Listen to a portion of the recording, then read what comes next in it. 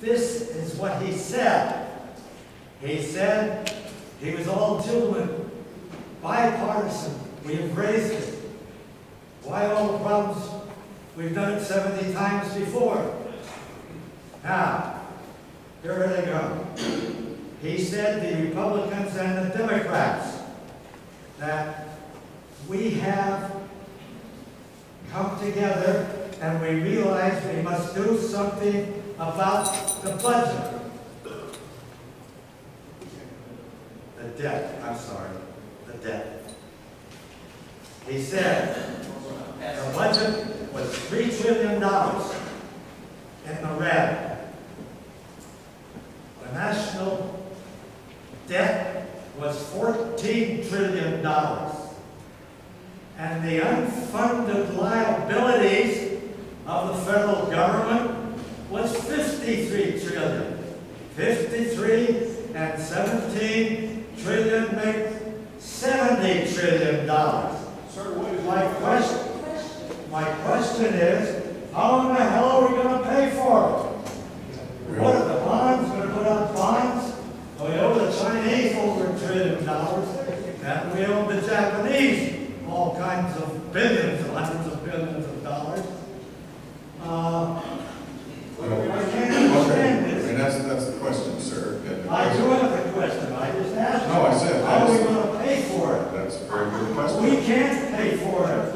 The 3% on bonds is $2.1 trillion a year in interest. Let him answer, please. Well, unless we seriously look at this question and try and figure out how we control spending on the one hand, and on the other hand, how we grow the economy, because you can't do it unless the economy is growing, we're not going to solve the problem. So as we look at the manner in which we deal with this issue, it seems to me we've got to keep a couple of things clear. We cannot do anything, in my judgment, which dampens down the ability, the capacity of the private sector to expand and create jobs that are desperately needed in this country. Secondly, we have to get the control of the spending that we've had that's been out of control for such a long period of time. Part of that is discretionary spending, but that is the smallest part of the budget. The other part has to do with what are known as mandatory spending programs. Those are the toughest ones for us to deal with because, in fact, they've been mandatory because of the nature of the programs. But unless we address those, we're not going to get the spending under control. If you want to look, in my judgment, at the best approach to how you handle this from a comprehensive nature, Paul Ryan's overall approach to this makes the most sense.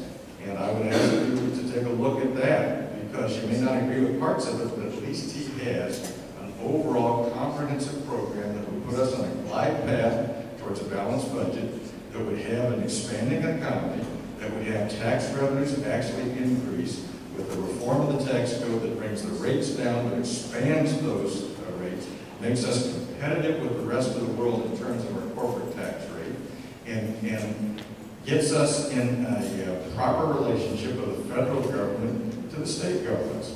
So it's not an easy question. It takes both intelligence to come up with what the answers are, but it also takes political will to be able to face this. And I believe his website is americaroadmap.com, is where he lays out an entire comprehensive approach to how we handle this. The other thing I'd say is this.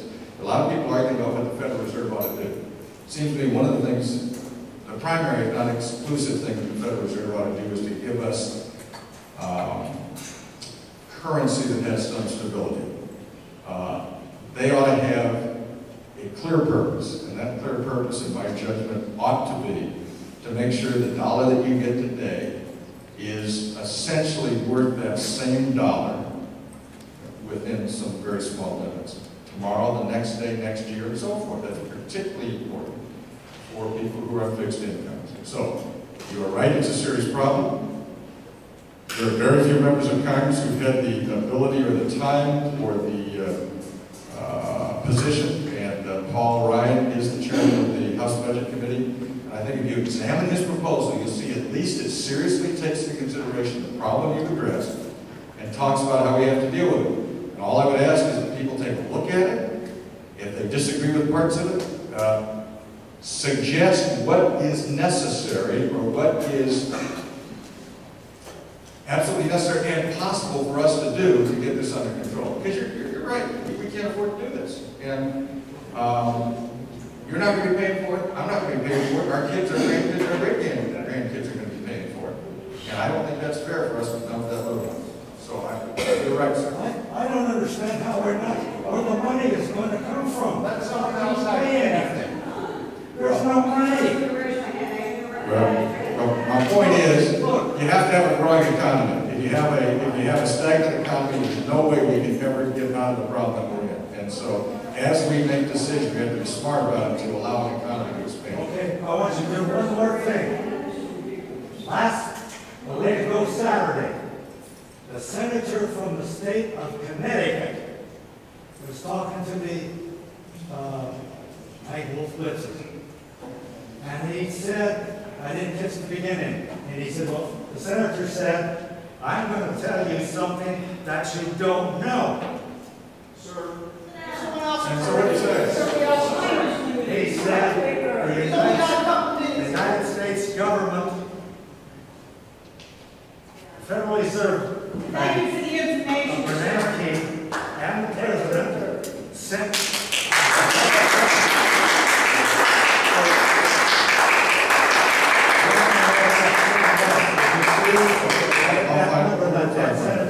Yes, sir. I followed your career, and I've seen what you have done. I like what you stand for. And I know you try very hard in the House. I'm a member of it. And I realize that as things go, that there is major problems back there. But I think we can all agree on one thing. We would like you to represent us as opposed to representing the party. And then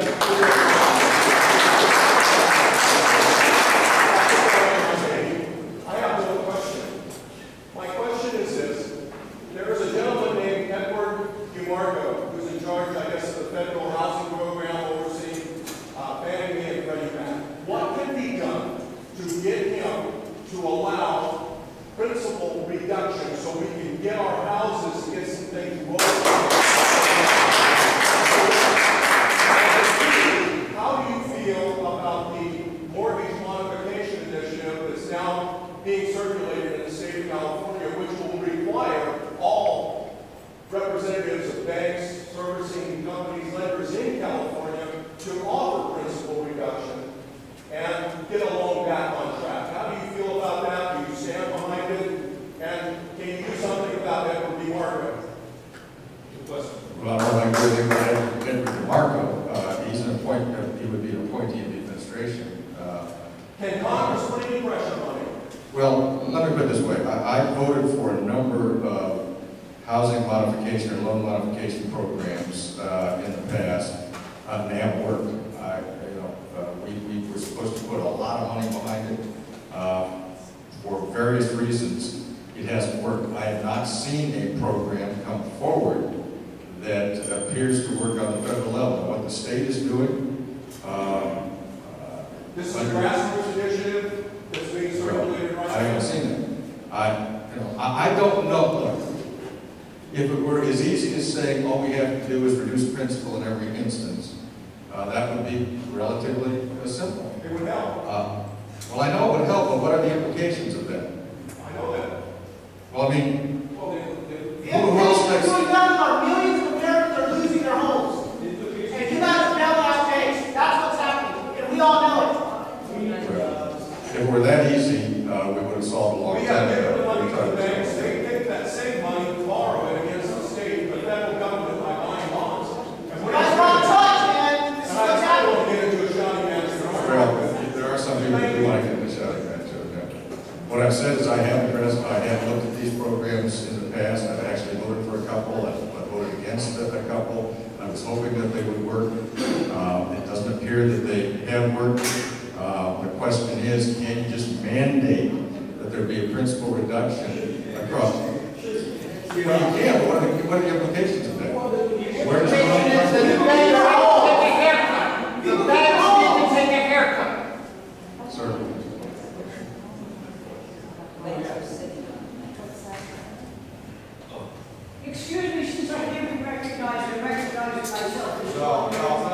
time, madam. I will recognize people. It's not your meeting. I'm not recognized yet. I have one. Thank you, Representative. I'm from Folsom. I missed your Folsom town hall because I brought my 2- and 5-year-old and lasted about 2 minutes on your video conference. So here tonight, I'm very much interested in tax reform of jobs, and I recently met with Bob Baylor and Ms. Donnelly's staff about the fair tax, HR 25. And I'm asked if you have this update or if you're familiar with that.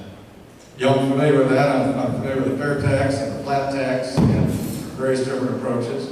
Look, if I had a magic wand, I'd get rid of all the taxes and have a single consumption tax with a rebate to people that would reflect what the cost of living is, so that essentially those at the lower end of the economic scale would get a benefit from that. It would do a number of things. One is it would be a real tax that you could see. It would not be embedded in the product all the way along. It would not be a double or a triple tax. It would be a single tax you'd be able to identify. Secondly, what it would do would be to, I think, really supercharge this economy. It would make us far more competitive with every other world competitor that we have out there. It would create incentives for people to invest, to save, to risk capital. It would, I think, have a tremendous expansionary effect on jobs in this country. So if I had a magic wand, that's what I would do. I don't have a magic wand. I think it is a job bill. Oh, I think absolutely. It would be, some of you may have heard of the economist Art Laffer, the author of the Laffer Curve, supply side economics and so forth. He happens to think that that is absolutely the way to get this economy roaring in a real way, not in an inflationary way, but actually get us more competitive and get us on the edge of innovation in a way that we haven't been. We are innovators, but if we're going to stay ahead of the rest of the world, particularly when you look at China, you look at India, you look at those great population bases, we're going to have to do it by our intellect, not by our person power in the sense that we just don't have the same number of people that they do. I think one person said, if you're 1 in a million, and it's a great expression, you're 1 in a million, I guess in China that means there's 800 of you or something like that. I mean, it sort of brings it into perspective. So if I had a chance to do that, I would work on it. Well, it's been considered in committee, but I haven't seen it seriously coming down. I think we need an effort by people saying we need an overall, absolute, complete reform of the tax system before we're ever going to be able to do that. Thank you. You spoke about fair trade, is that correct? Yes. Okay. I'd like to address fair trade to you. Fair trade being import. Free trade is actually what I We said. import goods, right? We export jobs. We also do outsourcing of the worst degree. There's no job creation, no economic gains for us. What do you say to that as me, a Boltonian, an ex-state worker, and a retiree? What do you have to say to that? That is my question. I disagree with you because it's not a Republican Democratic issue. President Clinton happened to be one of those who worked very, very hard for free trade agreements and understood. He was wrong.